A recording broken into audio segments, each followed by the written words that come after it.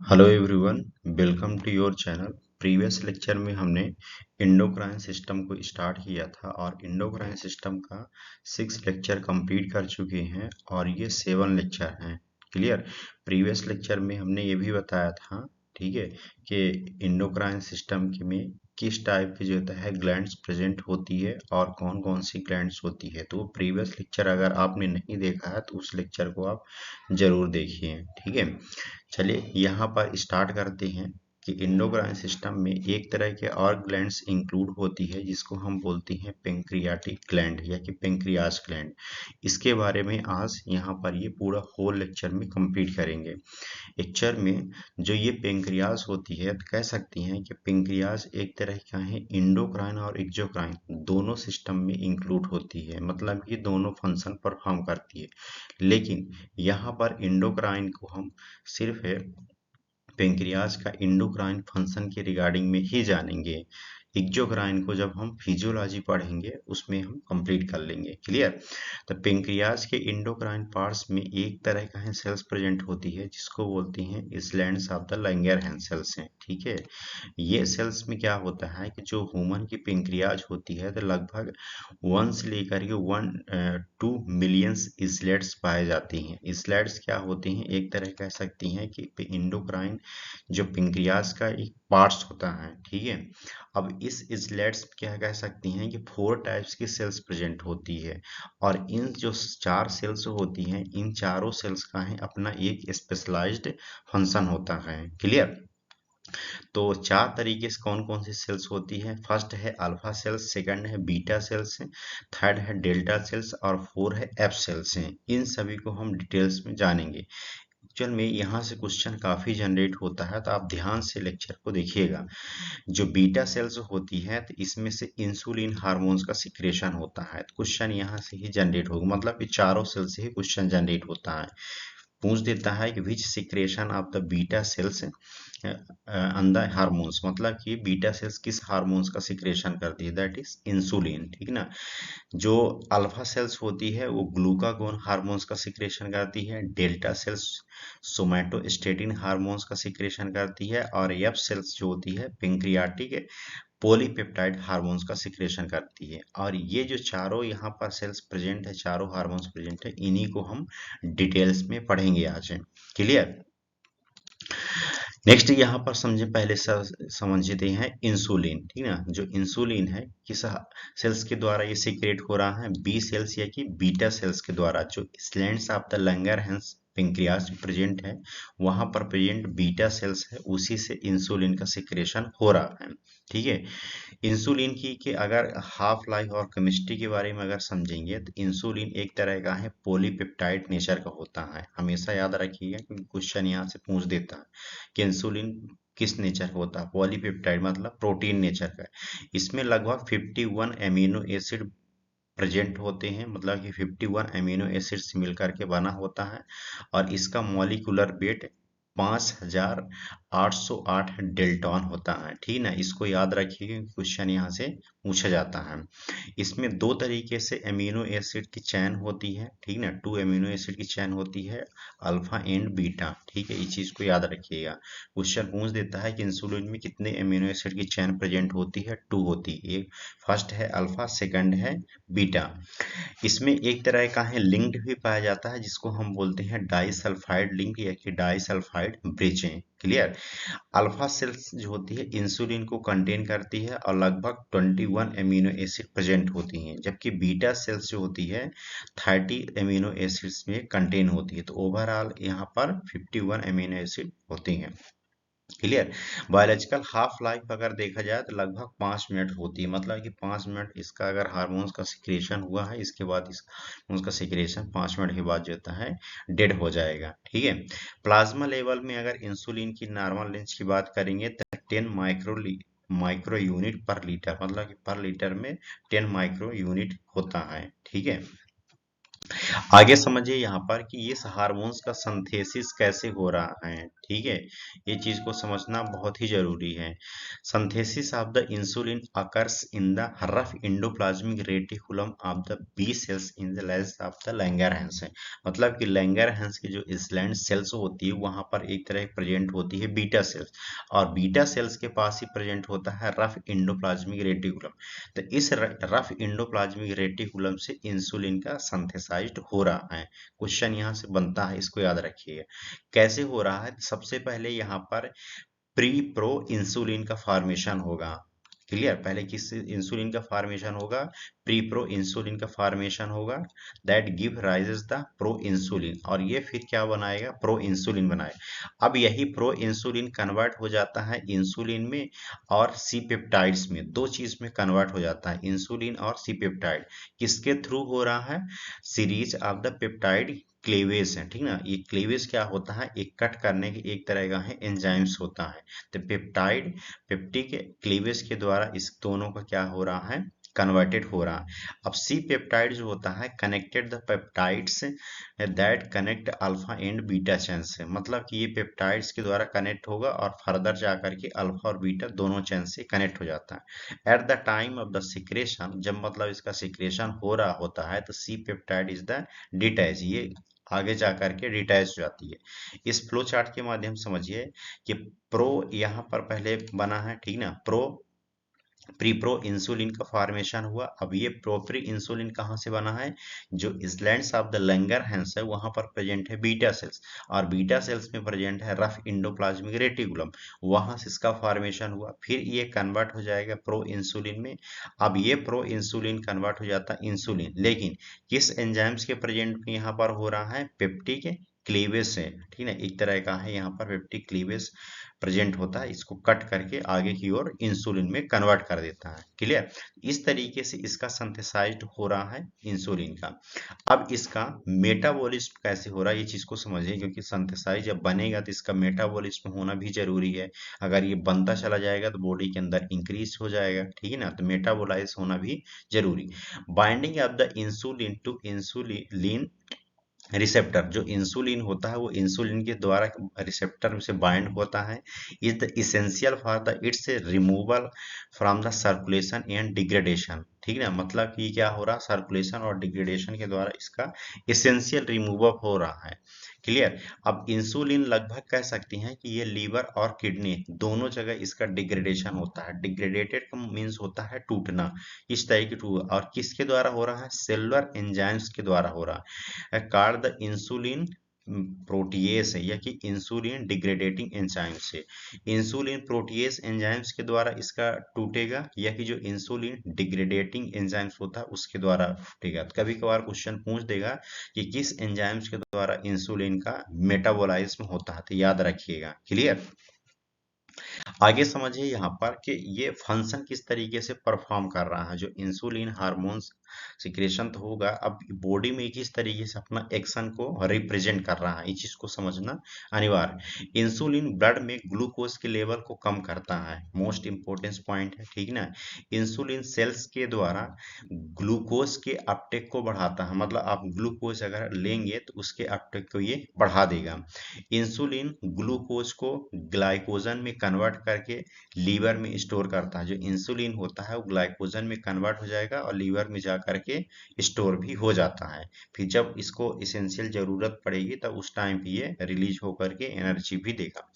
Insulin ग्लाइकोनिलो जीनोलाइसिस की process को decrease करता है, मतलब कि अपने जब कह सकते हैं एक ग्लाइकोलिसिस की साइकिल चलती है, एक ग्लाइकोन जीनोलाइसिस साइकिल चलती है, एक ग्लूकोनियोजेनेसिस साइकिल चलती है। तो उस दौरान पर जो इंसुलिन हार्मोन्स होता है तो वो ग्लाइको जीनोलाइसिस की प्रोसेस को डिक्रीज करता है, और जो ग्लूकोनियोजेनेसिस की प्रोसेस होती है उसको इनहिबिट करने का काम करता है। ठीक है, इंसुलिन सेल्स में एमिनो एसिड के अपटेक को भी बढ़ाता है।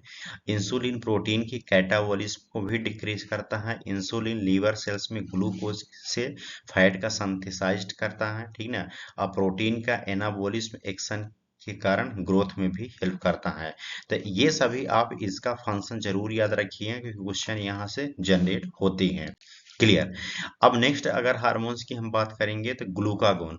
ग्लूकागोन का अगर बात करेंगे तो ये अल्फा सेल्स के द्वारा सिक्रेशन होता है। मतलब ग्लूकागोन जो हार्मोन्स है, तो ग्लूकागोन हार्मोन्स इस लैंड्स ऑफ द लैंगरहैंस में जो एक अल्फा सेल्स प्रेजेंट है वहां से इसका क्या हो रहा है, संश्लेषण की सिक्रेशन हो रहा है, ठीक ना।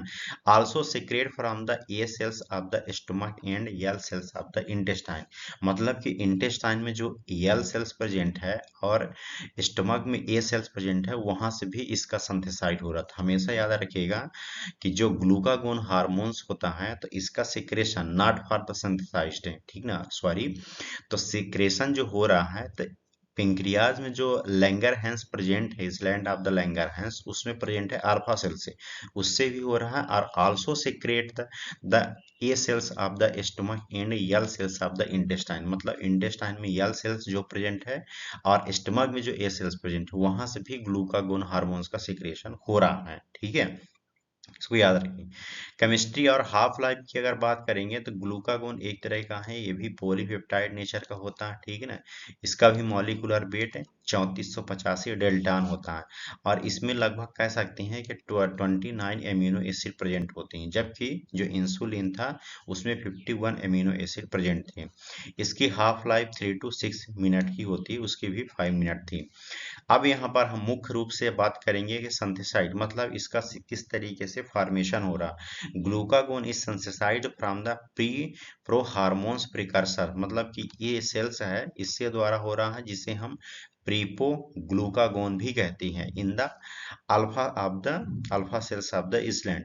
प्रीप्रो glucagon is converted to the pro glucagon, ठीक ना। मतलब कि प्रीप्रो जो ग्लूकागोन होगा वो कन्वर्ट हो जाएगा प्रो ग्लूकागोन के द्वारा और ये प्रो ग्लूकागोन जो होता है ये ग्लूकागोन हार्मोन्स का फॉर्मेशन कर देगा।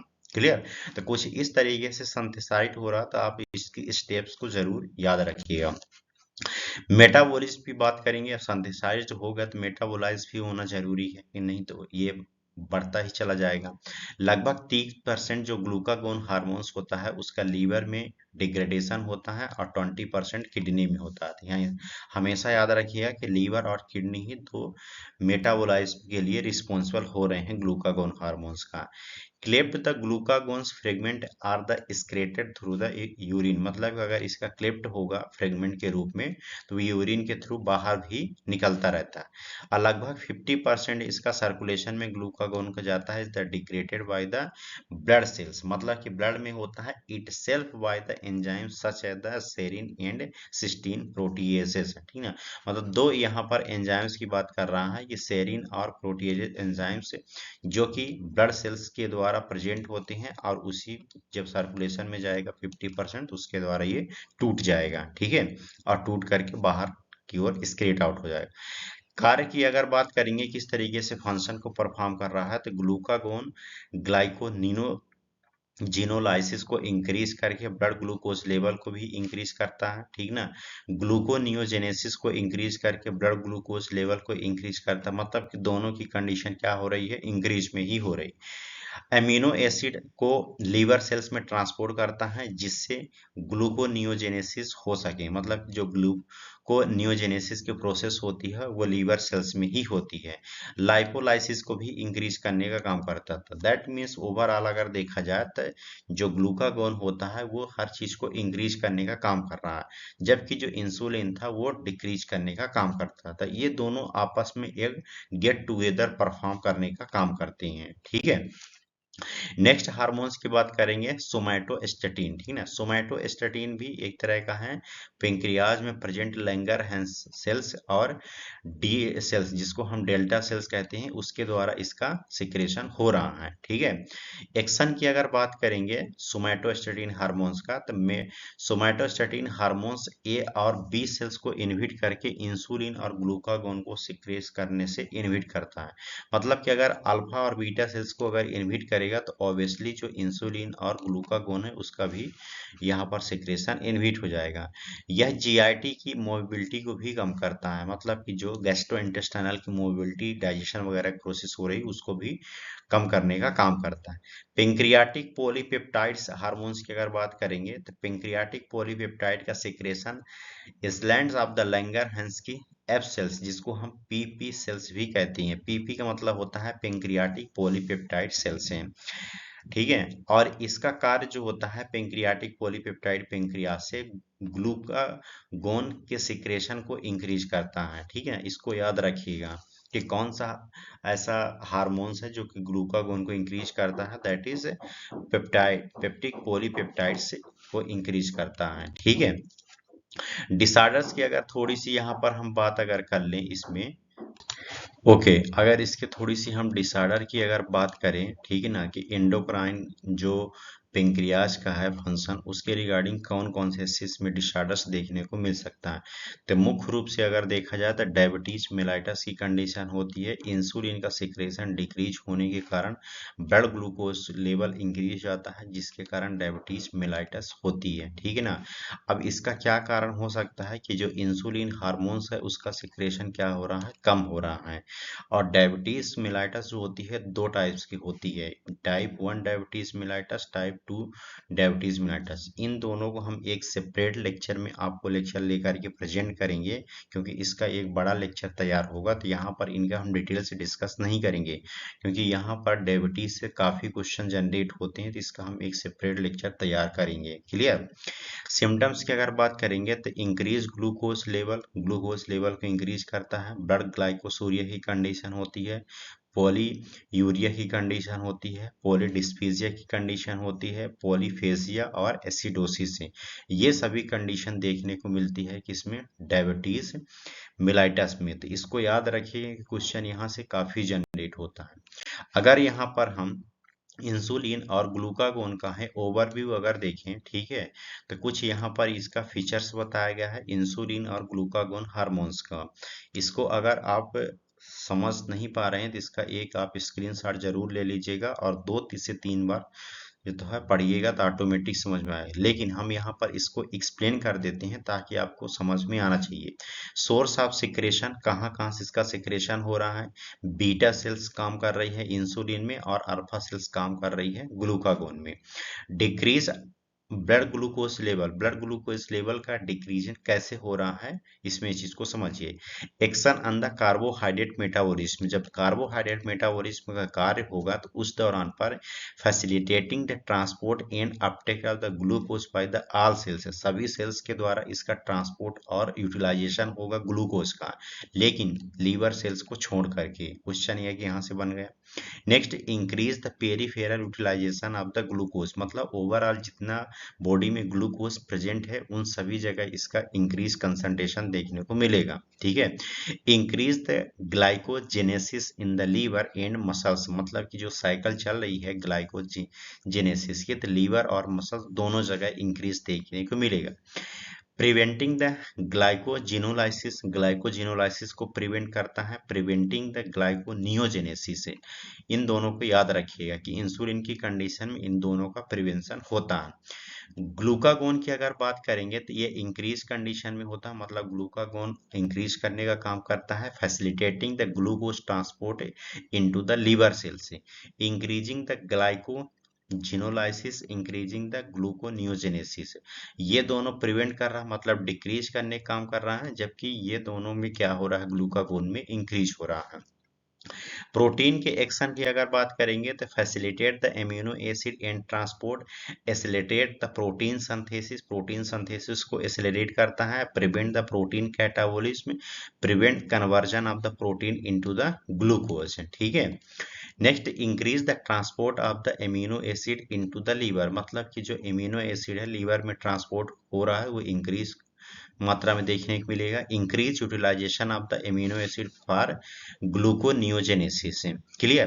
फैट मेटाबॉलिज्म की कंडीशन में अगर देखेंगे तो increase synthesis and storage of the fat, no ketogenic effect है, ये देखने को मिलेगा। इंक्रीज लाइपोलाइसिस कंडीशन और promotes the ketogenesis। Clear. Blood fatty acid की अगर बात करेंगे तो डिक्रीज कंडीशन होती है और इसमें इंक्रीज कंडीशन देखने को मिलती है ग्लूकागोन में।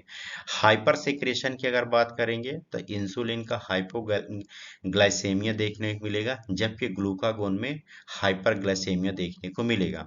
हाइपोसेक्रेशन की अगर बात करेंगे यहाँ पर तो डायबिटीज मेलाइटस की कंडीशन इंसुलिन में होती है, जबकि ग्लूकागोन में हाइपोग्लाइसेमिया देखने को मिलती है। ठीक है, तो ये चीज याद रखिएगा कि ये क्या हो रहा है कि इंसुलिन में अगर हाइपर सेक्रेशन हो रहा है इसका तो हाइपोग्लाइसेमिया देखने को मिलेगी। ग्लूकागोन का अगर यहाँ पर सेक्रेशन हो रहा है तो इस कंडीशन में ये जब हाइपोसेक्रेशन होगा तो उस दौरान में हाइपोग्लाइसेमिया देखने को मिलेगी।